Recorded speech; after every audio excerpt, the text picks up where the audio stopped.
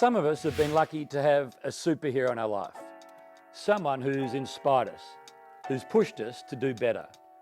That extraordinary person who's made us believe anything was possible. In this series, Swans and Superheroes, we delve deep with the biggest names at the Swans. We'll explore their greatest influences, their deepest fears about the future, and their hopes for what lies ahead. From on the field to the quiet moments of reflection off it.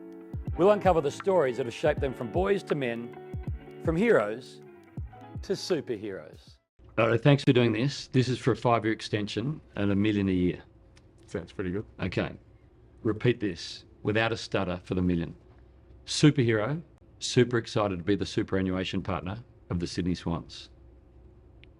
Superhero, super excited to be the superannuation partner of the Sydney Swans. Only 1 and 2 get it. That's 50-50 odds for $1 million a Just year. imagine he spent a quarter of an hour Yeah, that doesn't surprise me. mangulating. No. Hard questions. How old are you now, Jack? 24. Okay. In those years, who's been the biggest influence? Who's been the biggest superheroes in your life? Yeah, my biggest superheroes are my parents. Yep. They sacrificed a lot for me growing up and provided for me constantly. I think my dad's missed 1 or 2 games that I've ever played since I was 7 or whenever I started. Always there. Always there. Interstate. Yeah. Flies everywhere, which is an incredible support. And Yeah. it's a massive support to have, and mum's just as supportive in that regard. And they moved from their offices when I was about 7 or 8 years old. They moved all their work to home, so everyone was able to work from home, and so wherever I needed to be at whatever time of the day, they were always able to provide. And yeah, they've been massive for me always. If you could meet anyone that you've read about in history, dead or alive, that you would like to learn from, who's a superhero that you would have dinner with tonight? It's a great question, but often a few clips pop up on my social media of Anthony Bourdain, a well-travelled author and chef, and yeah, seems quite a fascinating person who I would have loved to have sit down with. Have you watched the doco on him? Yeah. Fascinating to see someone that was so outwardly extroverted and happy and engaging and involving everyone, and then the closed doors, different world. It's crazy, isn't it? How and I think it's very relevant to today's society, and for us at a football club, you can put on a persona, but I think what makes the best teams great is really uncovering that vulnerability, which we're trying to do, and create a safe environment where everyone understands what everyone's got going on. And it's we're making pretty good steps in that direction. Has that changed a lot since you've been here over the last 4 or 5 years? Yeah, massive. I think it's probably AFL wide as well. The conversations around mental health and how people are actually doing off the field, let alone on it, and how they go hand in hand with your performance and how you're actually travelling off the field.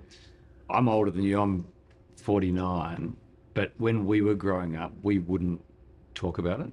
And it was almost like, don't talk about it. Now it's like so easy comparatively. Yeah, and I've very much have been in that same boat. I've found it very difficult to chat about my feelings, and have very much hid that from my parents and my partner, and have taken, I think, steps in the right direction the last couple of years through working with Sykes at the club and people around the club, just fostering those conversations.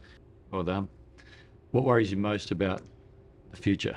I think something that's common is just the fear of sort of uncertainty. Yep. Yeah, I've been very secure in my life. As I said, my parents have been great. Went to the same school from ELC to year 12, lived in the same house from year 12, then moved here, been at the same club. So I've been very structured and organised in that regard. So the fear of sort of uncertainty of what post-footy brings is something I'm not really sure, and something that I'll worry about as it comes, but yeah, I'm not really sure what it brings. Picture yourself in 12 months' time. What's the biggest thing you've ticked off?